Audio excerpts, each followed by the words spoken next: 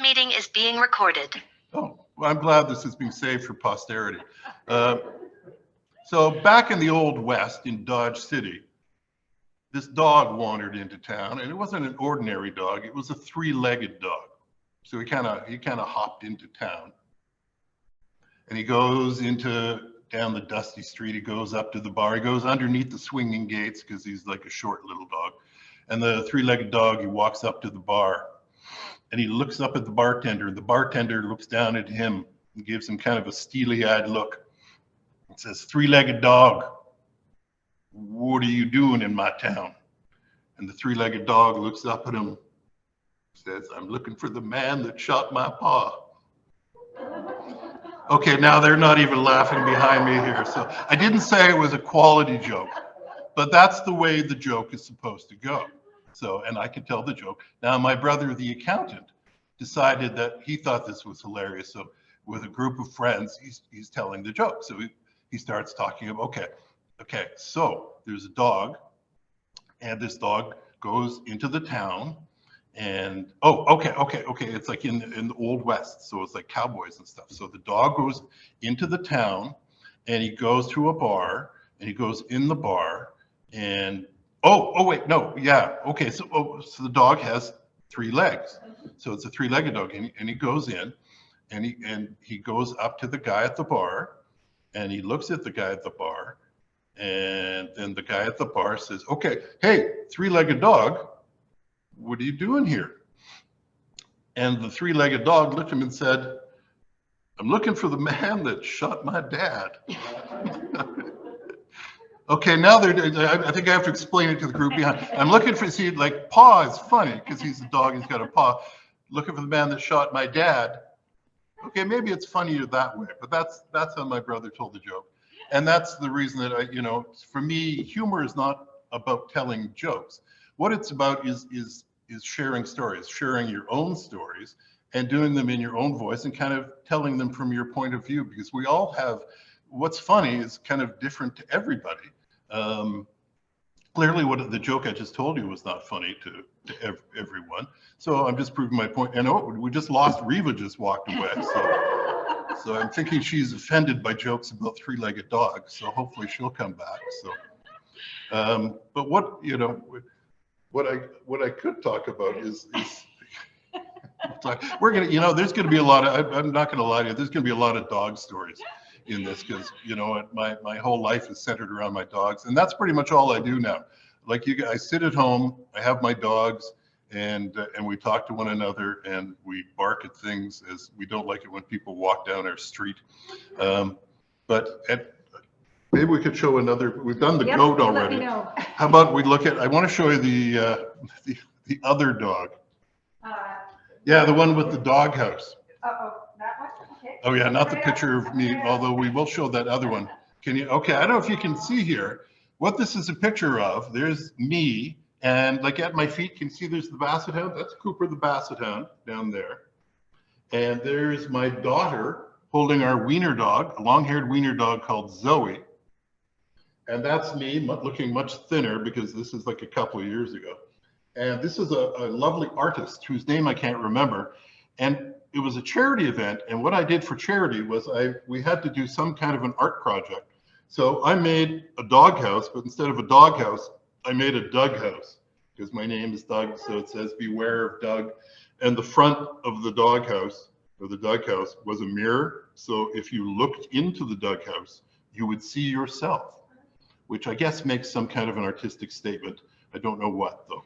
And it was covered with thousands of pictures of me and my dogs, because there's nothing I like more than me and my dogs. So they had a big dinner, and this thing sold for something like $2,500 for charity. And the person who donated it gave it to the Winnipeg Humane Society. So if you go to the Humane Society, which is always nice, say you want a kidney or something, you could go there and you can see my Doug house. So, okay, Carla, thank you. Here, we'll give you a little applause for it.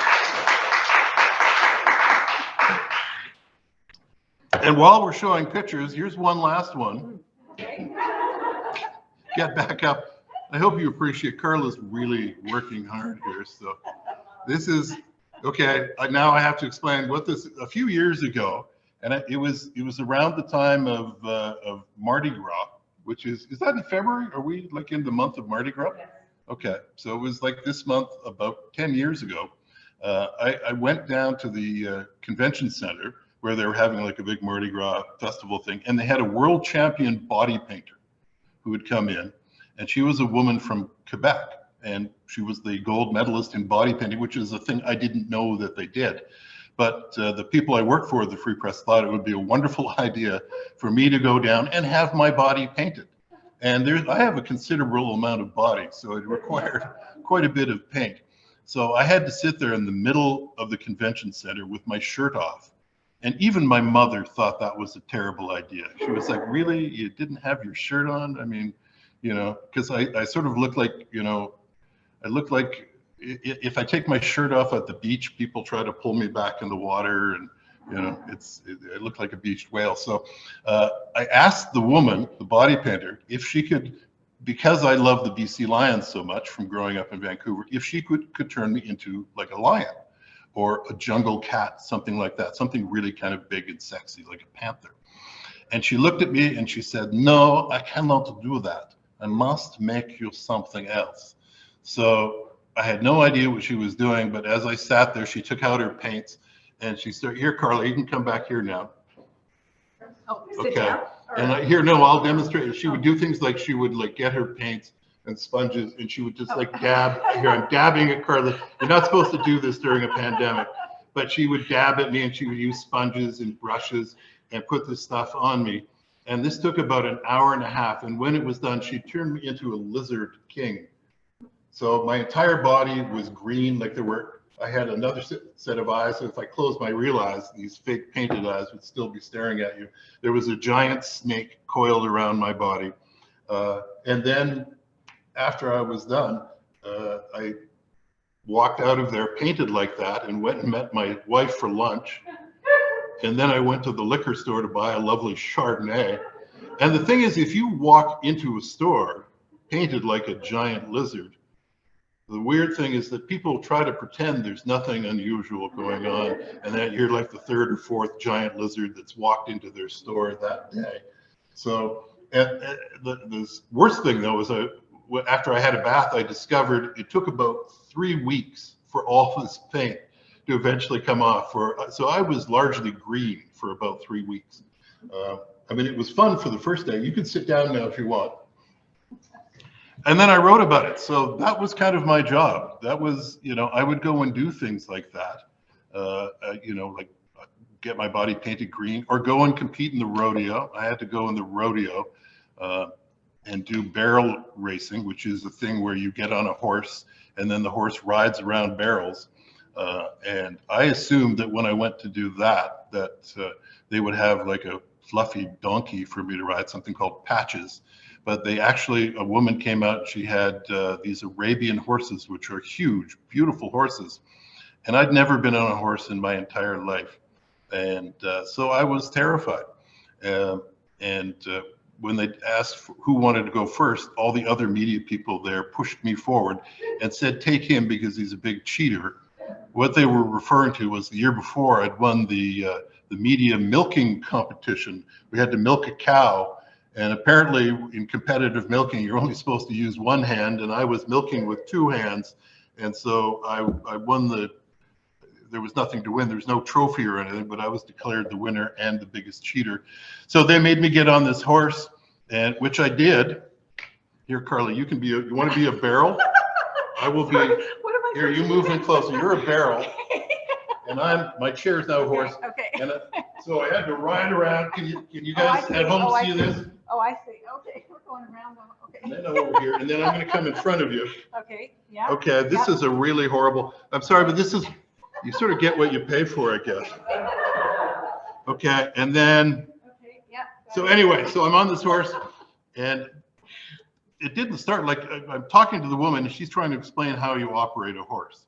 And she said, "Well, all you have to do, okay, when you want to go, just squeeze your knees together." And I looked at her and I said, "You mean like this?" And I squeezed my knees together. And this horse took off like a bullet out of a gun. And I'm screaming from the moment it's going. Like I'm just, you know, like a snake had wrapped itself around my head. And we did the barrel thing, which I've already demonstrated for you, but much faster speed. And then the horse was running back towards where all the other journalists were standing, waiting for their turn. And, you know, the look on their faces, because they thought they were going to be stampeded by a horse with a 320-pound newspaper columnist sitting on top of it. But the horse just stopped right in front of them, and I was able to slide out, and they could stick up the other poor sucker who had to go. And then I think everybody else fell off the horse. So, you know, I don't know what they were thinking, but they really should have gone with the donkeys. But that was fun to write about. So that was kind of my job, like doing strange things that could kill you. I was supposed to jump out of an airplane with I think they're called the Skyhawks, the Canadian military airborne drill team. And what they wanted me to do was they wanted to strap me on the back of some poor, you know, parachutist for the military. So he would be like a regular sized human being, where I'm here. I'll stand up just to give you an idea. There. Okay. You get the So there you go. So I'm like 6'4.5", probably about 340 pounds right now. So imagine me strapped on the back of a Canadian military personnel and then jumping out of an airplane. You know, even if we landed safely, he would have been crushed. So when they found out my size, they decided, no, this is probably not a good idea. So what they decided to do instead was to get me to do professional bull riding. So there you go. So you're not going to die jumping out of a plane. We're going to stick you on the back of a 2,000-pound bull and see what happens. So guess what? Like I actually did this. I'm not kidding. I have a picture of it and I forgot to bring it along, and I apologize. So I got to sit on the back of a 2,000-pound bull called Free Ride. And the bull, I don't know why, it did not like me. You know, so the way bulls show this, we were in a pen, and I'm wearing like they had a protective flak jacket that bull riders wear. And, but unfortunately I'm about twice the size of your standard bull rider. So they kind of had to tie it up with string, which you don't feel particularly safe. So I'm sitting on top of this bull, and thank God they did not open the gate to let it go, because I wouldn't be here sharing the story with you right now. And the bull turned around to look at me, and it could actually literally turn its whole head and look at me.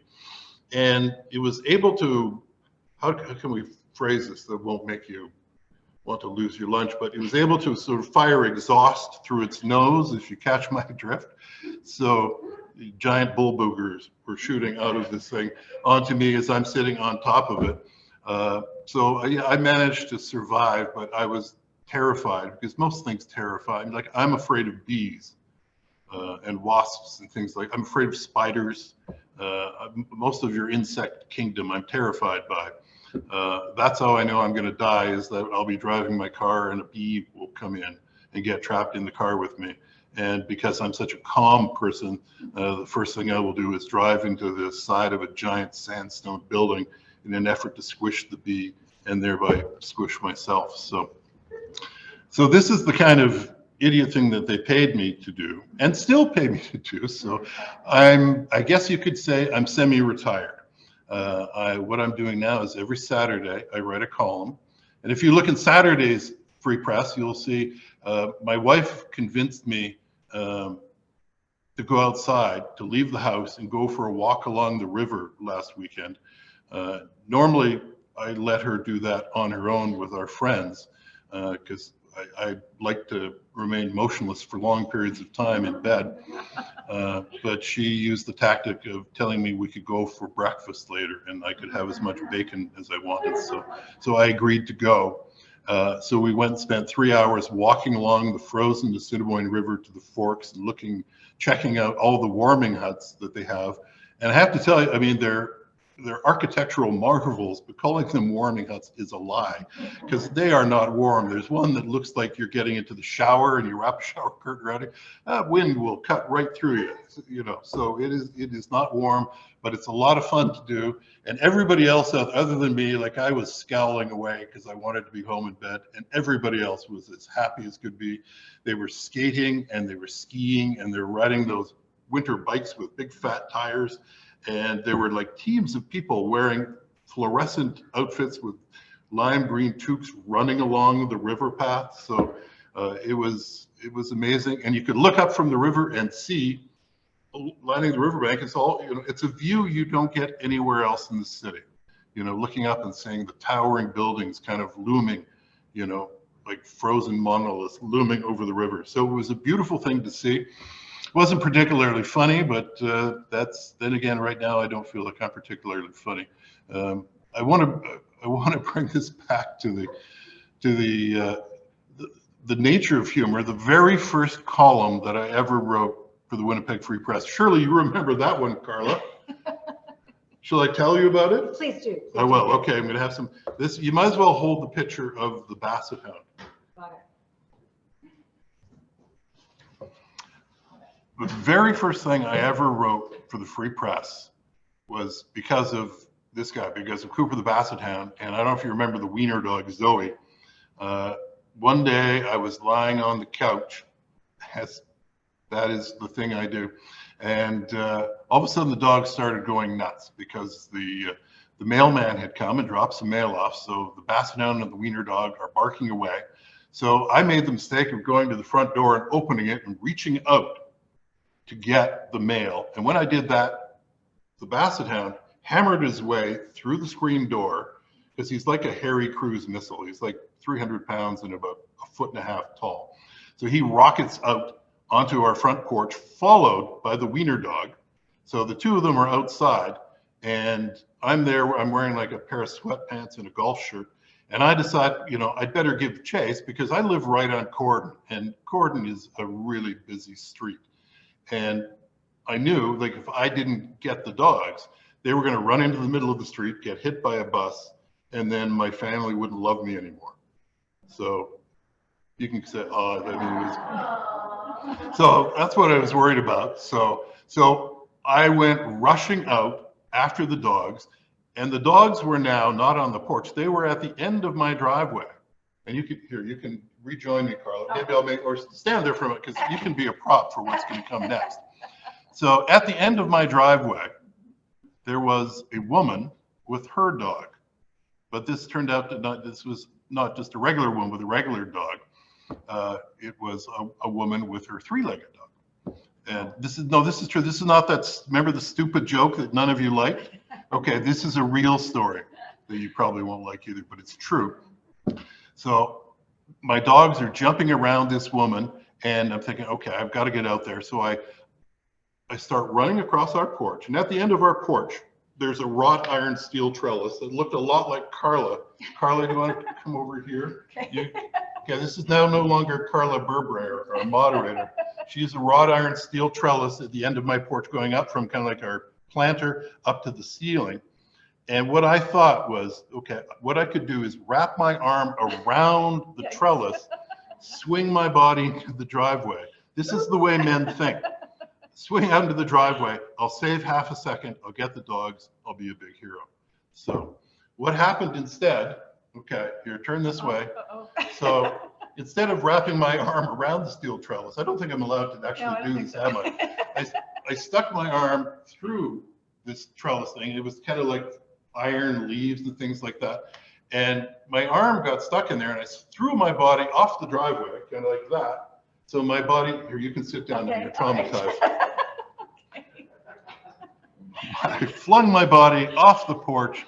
My body went out. My arm stayed behind, tangled up in you can see the scars if you want, I think. Tangled up in this wrought iron steel trellis, and you could hear crunch, crunch, crunch. And so now I'm dangling. And normally when I go to schools and tell this story, I use the kids, and I'll be dangling off a small child while I tell this, and the teachers will be in the back of the room. just with a pained expression on their face saying, I can't believe he's telling this to children. And so there I am. I'm now dangling off this steel trellis with my arm completely destroyed. And I look out and I go, oh, I think I hurt myself. Because I'm a genius, I can survey the situation quickly. I think I need help. And so this woman and her dog, she says, well, sir, you keep speaking and I'll come to the sound of your voice. I can't see you because I'm blind, but I'll do whatever I can to help out. So this woman who could not see and her dog and come marching towards us. And I looked out and that's when I realized her dog. So this was a blind woman and her three-legged dog. And you have strange thoughts, like when you're dangling there with your arm a twisted mess. And we'll see what you guys think of this part, but no one, whenever I tell this story, especially the kids, no one seems to see the humor in it, you know? And I looked at her, at this blind woman with her three-legged dog, and I said, what do you call your dog? Lucky? You see, because the people behind here are just looking at me blankly. The point is, how lucky can he be? He's got 3 legs, right? So, okay, you know what? Maybe it's me. Maybe it's not the crowd. So, but what happened then was this woman and her dog untangled me from the trellis, and we kind of looked at my arm looked like if you had beat a snake to death with a golf club in a phone booth or something. It was, oh my God, it was just horrible. So she helped me back to the house. I'm carrying my arm kind of like this and opened the door. She helped me get the phone. And I knew I was in trouble. And so first, of course, naturally, I phoned my wife, who's at work, and explained, honey, I think I need help. And so she jumped in her car. Then I phoned the Winnipeg Free Press and talked to the photo editor, who was my best buddy. And he knew immediately something was wrong because I was barely coherent. And then the woman who I was with her 3-legged dog said, maybe we should call an ambulance. So I called the ambulance people and said, hello. And they said, can we help you? And I sort of explained what had happened. They said, well, do you want us to come? And I said, I don't know. What do you think? I've never done this before. And they're, well, it's kind of up to you, sir. We'll come if you'd like, you know. And oh, I should mention that I'm not actually holding the phone. You're the woman, you're the blind woman. And now you're holding the phone out for me, and I'm holding my arm and talking into the phone like that. That was a vital part of the story that I sort of skipped over, I think. So the ambulance people, you know, I said, no, you know, my wife pulled up right at that point, and I was able to, she trundled me into the car and drove me off to the hospital. And which is when you discover how bad Winnipeg roads actually are. You know, if we're any little bump is going to cause you agony. And the whole way there, as I'm thinking, I was so mad at myself for being so stupid, because this is the thing the guys do. Yes, I will wrap my arm around a trellis and fling my body out there because then I'll save the dogs. Meanwhile, the dogs were back in the house, and when we left to go to the hospital, I'd forgotten that I was making a pot of tea when this whole silly thing had happened. So I had a kettle sitting on the stove, and it was one of those old ones you put right on the element. And so all the water like boiled away, and this kettle is bouncing around on top of the stove, and my son comes home, and the dogs are in a state of chaos, and this kettle is bouncing around the stove.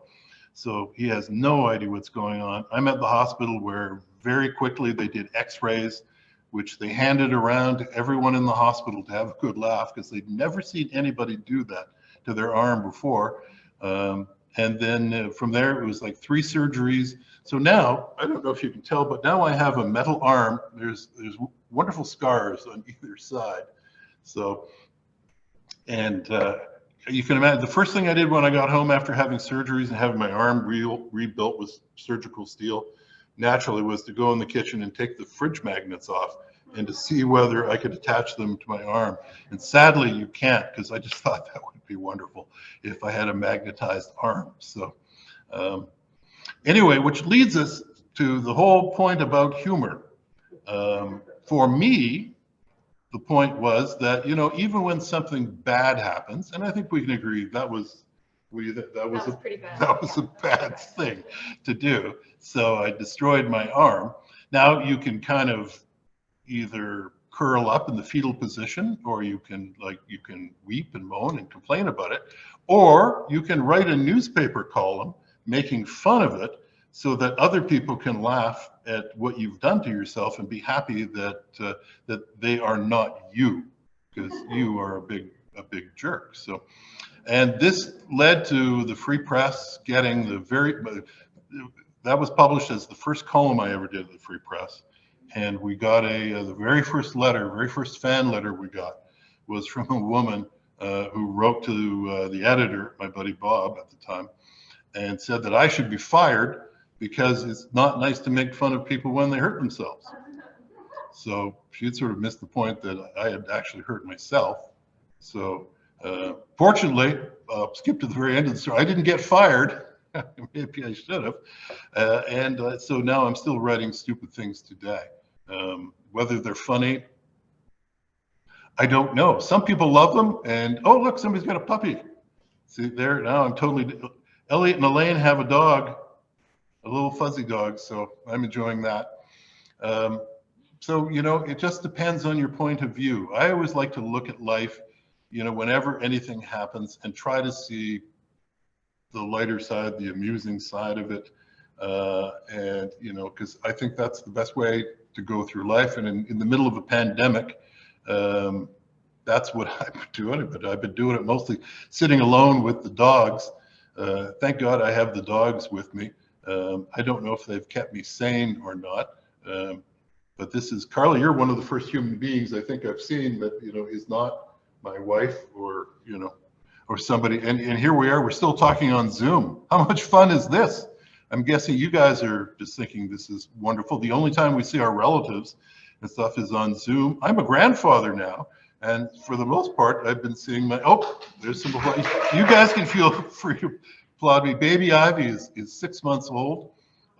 I'd show you a picture of her, but I had to shut my phone off. So because you keep getting all these stupid calls from people that pretend they're Visa insurance.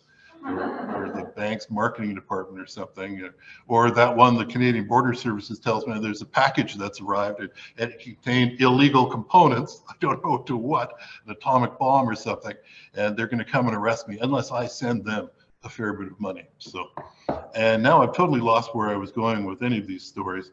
But the whole point of what we're talking about is the art of being funny.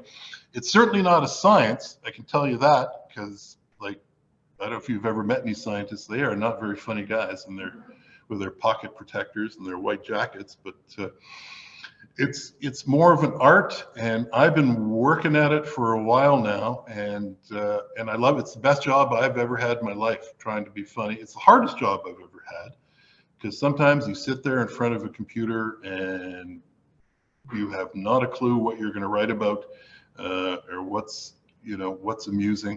And to make people laugh, this is a bit easier with you guys. I can do voices and I can get up and do some silly things. But when you're writing in a newspaper, you know, you're just kind of, all you have is your words. So you're trying to use funny words and share stories that you think will amuse people. I can tell by your faces here. I'm not sure whether we're being successful here. Wait a minute. I think Elliot just harumphed. So. Reba's been smiling the whole time, so that's making me feel better. Greg, I don't know what happened to Greg. It's just a black screen. Yeah, there's probably more that we can't see, actually. Are we getting close to where we can do? We could probably, so, you know, if you would like. Because I have more. Yeah. If more you would terrible. like to unmute yourselves, I'm just going to see if I'm in here. Yeah. If you'd like to unmute yourselves or raise your hand, we can acknowledge you. And, oh, just a minute. I think there are some chats that have come up here. Okay. What about the mice? We have some questions that have popped in. Whoops. See, somebody liked the goat. The goat is amazing. Who liked the goat? Somebody liked the goat.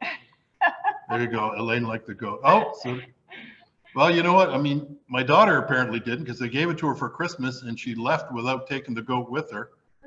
She took her goat calendar and her goat soap and her. There's a lot of them. See? Oh, there's all kinds of you. All kinds of people, yeah. Earl Barish. I know Earl. So you can sort of go down, yeah. I'm just, yeah. Are we gonna, if anybody, can we talk to them? Is that possible? Well, what we can do is if people want to unmute them. Just so you know what's happening, right now Carla is poking at the screen, and so now I can't see any of your faces. So I want you to know this is not my fault. Carla is doing this. So if there are complaints, you can send them directly to the Rady Center, care of Carla Burbreyer, the head of Music and Mavens. There you go. So what we can do is you can either send a chat through of a question if you don't want to verbally ask a question, or you can unmute yourself and we can acknowledge you, and you know, you can put your screen on, because I know most of you don't have your screens on. Some of you do, and that's kind of fun to have your screens on. And you can ask Doug a question directly. So I'm going to just read some of the questions that have popped up and force Doug to respond to them. Doug, talk about the mice. The mice, okay. You know, we have mice. We've had mice for some time. And as a columnist, I thought this is great because now I'll have something to write about. I can write about having mice in my house. And won't that be a fun topic? And it turns out that the bloom goes off that rose pretty quickly.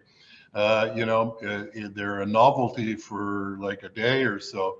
And then after that, it's like if you have one mouse, all of a sudden, no, you've got like, there's like every mouse, all the mice in the world would line up in Assiniboine Park, which is right across from my house. And they would decide what they want to do that day. And they'd be like, let's go to Doug's house. He's always got food on the floor. So it'll be awesome. So we, you know, it's been a nonstop battle, and you're right about it. And everybody else in the city knows that you are apparently unclean and have mice running around your house, which is a thing. Like there's not many houses in the city that don't from time to time have a mouse. I mean, I would be sitting there writing my column, and all of a sudden I would notice the curtains moving, and I would look down, and there would be a mouse like darting across. And my dogs were completely and utterly indifferent to this. They could not, you know, they couldn't care less what was going on. So I tried everything. I actually wrote about it, and I had a contest so people could share their worst mouse stories. And I would pick the winner, and that person would get a free visit from an exterminator. So I ended up writing about some guy who was even worse than me. He tried to gas the mice out. So I think he filled his house with smoke, drove his family outside in the middle of winter, and I think at the end he had more mice than he had at the beginning. So it was not much fun. So I'm glad most of the mice seem to have gone now. But my God, we had traps everywhere. What I would do, I would take, anybody got those little snap traps at home? You know, the ones that are on a hair trigger. And I would take a cookie sheet, because I'd have to get these traps downstairs. So I would put about 20 traps set on a cookie sheet. And then I would try to very gently carry this cookie sheet full of traps with a hair trigger release on them down the stairs. And about halfway through, one would snap, which would cause a chain reaction of mouse traps snapping, and they would be flying everywhere. I actually had them stuck on my beard and one stuck on and they hurt. Like these things, like, you know, I'm very brave, you know. So yeah, eventually we had to call in the professionals. It got to the point, it was so bad that my son, when he was younger, and his girlfriend, who's now, of course, his wife, and they gave us a grandchild, refused to stay downstairs by themselves because there were too many mice. You know, I shouldn't be telling you this because eventually I'm going to have to sell my house. And, you know, which is now totally mouse-free and a beautiful place to live. So if you are looking for a bungalow in Tuxedo, please give me a call. Now, I mean, is there time I can tell? Would anybody like to hear? I have another terrible story that I could share. One thing people ask me sometimes is whether or not there's a column that I really regret writing. And I'd have to say yes. This is actually in my book. Not a lovely looking book, Carla. But here, do you want to hold that like you're a hand model? That's Bite-Sized Doug. It's a little book, and like you can still buy them at the Free Press, so you're filling your boots. The corner of it is made to look like someone took a bite out of it. And that was done at Friesen's Printing in Altona, and where they printed 5,000 of these books. And they had a machine. It was a giant metal machine. It looks like it had been dragged off the ark. And there was a guy operating it the day I went out to visit, and he could take 4 books at a time and stick them into this giant metal machine, and he'd stamp on some foot pedal, and a giant kind of like these vice thing would come down and take a bite out of the books. And so he could only do 4 at a time, and there were about 5,000 piled behind him. So when he looked at me, it was just with the look of sheer hatred in his eyes, because I suspect he's still out there now operating this machine, you know, putting 4 in, taking them out, 4 in, taking them out. So, but it is an absolutely wonderful book. Look, there's even pictures of, oh, there's a cat. You don't need to see the cat, I don't think. Here we are. There's a picture of Cooper the Basset Hound. I came home, I dropped my son off at work, and the dog had found an empty bag of dog food and got his head stuck in the bag of dog food. And I only realized this when I walked into the house. I thought somebody had broken in, because you could hear like wham, wham, wham, something hammering. And what it was, he couldn't see where he was going. So he was walking into the closed closet doors just repeatedly, you know, because the bag had blinded him. So I took the bag off his head, and he was just so happy that I'd restored his vision. So Doug, someone's written in Mazal Tov on acquiring a grandchild. Oh, thank you so much. We are so happy to have. We never thought it was going to happen, and the way I found out, we always assumed that no, they're never, because they were always. You've probably heard this. Oh, who brings a child into a world like this? And we're like, oh no, you know. So we assumed we would never get to, you know, knock that off our bucket list. And then I guess it was Christmas 2020. It was Christmas Day, and we were doing FaceTime with my son and his partner, and because we couldn't be together. Remember, like everything was locked down then. Fortunately, my daughter had come in from Ontario and was with us. And we opened a gift from the kids, and it was like a little pair of baby-sized mucklucks. And inside these baby-sized mucklucks was a piece of paper. And on the piece of paper was a cryptic message that said, "Coming in the summer of 2021." And my wife and I didn't have a clue. We're looking at each other, coming in the summer. What does that mean? Why are these what's with these little baby boot things? And what's coming? And my daughter burst into tears and collapsed on the couch. And we were like, honey, what's wrong? What's wrong? Why are you weeping like this? And she explained, well, she's pregnant. And it slowly dawned on us that, oh, that makes sense. And so that's how we found out we were going to be grandparents. And right now we kind of have to be very careful. As you know, we got to be careful like seeing people. So, you know, we don't want to, pass on whatever it is, Omicron or whatever the heck we got going on right now. So we don't get to see her as much as we want, but we are so thrilled. So thank you very much. I mean, this is what I do now, is I think about my granddaughter, and I'm able now I can actually go to bookstores and buy her books. So I'm buying her, I think you can't have too many books. So, and I love children's books, so because they have lots of pictures and fewer words. So thank you for that. So if there's anybody that has any other comments that they'd like to make, you're welcome to send them via the chat, or as I mentioned, you can raise your hand and try to get our awareness, or just unmute yourself and start to talk. Or I will tell you another story. Or Doug will swear I will tell one more uncomfortable story, one that will make everybody a little uncomfortable, I think. So, in fact, somebody just walked out. I think the executive director walked out because he really didn't feel comfortable hearing this story. And imagine if you were a teacher and listening to some big goofy calmness, you know, at the front of your classroom talking about having his arm broken and a blind woman and a three-legged dog. You know, the looks on their face, the kids loved it. They just thought that the more gory a story is, especially if you're like in kindergarten, you just love stories like that, you know, and teachers not so much. So, all right, shall I tell that, where are we? Sure, yeah, I think we have time for one more story, Doug. Okay, this is the, I think I described breaking my arm, but the other thing I managed to do, I was playing in a charity baseball game at the baseball park, and I am absolutely a terrible baseball player. So they stuck me way out in left field because they couldn't put me in Transcona, which I think would have been safer.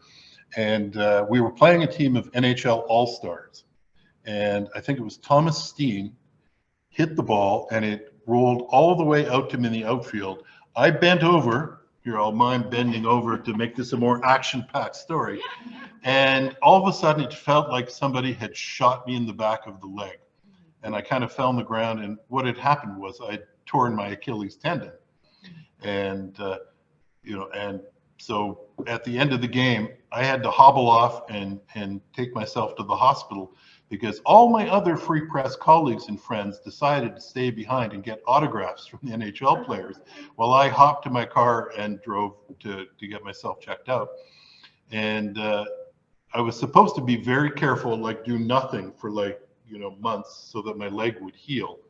But what I did instead was, like, about 3 months later, I went and did another charity event where I was supposed to dress up like Buckles, the life jacket for the Red Cross, and be in some goofy race. Anyway, I had to have another surgery like 8 months later to fix my leg, and I had a big cast on, and I couldn't get it wet, and so this presented a challenge. How do you wash your hair when you've got like a big cast on your leg and can't get it wet? Now, men and women have different approaches to this. My approach was I would wearing my cast, I would hobble down to the bathroom. I had like a walker and my legs in this mighty big cast. I would fill the bathtub up with water, and then I would take my robe off. I would get down on the floor, and I'm sorry for putting this image in your head, and then I would lean over the bathtub, kind of like Carla's point. Okay, Carla, now you're the bathtub. So I would lean over it and stick my head in the bathtub. Now, if you can imagine this, that you're the only thing you're wearing is a cast on your leg. You've got your head in the bath. You're in what's called a vulnerable position. So this is what I was doing when my basset hound, here, do you want to show them the picture again? So there I am, I'm leaning over and my head's under the water. This comes into the bathroom. And how do dogs say hello to one another? Yes, they put their cold noses somewhere that you don't want a cold nose when your head is underwater, you know, and you're leaning over a bathtub. So he came in, and that's what happened. And to say that it shocked me would be an understatement. So I lifted my head out of the water like really quickly and hammered it into the bottom of the faucet that was sticking out. So all of a sudden my head is bleeding, and I'm looking around, and there was Cooper, who had just greeted me with his nose, going, what are you doing? What is wrong with you? Are there other humans I can live with? So I thought this would be a wonderful column. I actually asked my wife if it would be okay if I wrote about it. So it's in this book, which I'm sure you can still find. And when we launched this book, we had a big reading at McNally Robinson. And I decided I would read that story that I just told you about the dog putting his nose and me, you know, hurting my head. And as I did that, I looked up and I saw our editor of the paper, Margot Goodhand at the time, and she was just shaking her head, going, "Please don't tell the story." But I ignored her, and we still sold a lot of books, and I still didn't get fired. And now I was able to get all the way to being retired without being fired. So that's amazing, I think. So, and it's fun. I love doing this, and I love getting a chance to be part of things like Music and Mavens. You know, this allowed me to get out of my house and come to the Rady Center, which is an incredible place where they sell really hot coffee with lids that actually just fall off so that you pour some of the coffee on your shirt. just as you're about to go live on a Zoom call. So, Well, I think it's just about time to wrap up, Doug. This is Carla and Doug signing off from Music and Mavens. It's been so much fun having you here today, Doug, and so much fun having all of you here on Zoom. And as Doug mentioned, we actually have a few Rady staff who joined us live just to another one's creeping out right now. So, just to make it more fun. So thank you so much, everybody, for joining us. Have a great rest of Thursday, and I look forward to having you join me again on Music and Mavens next week.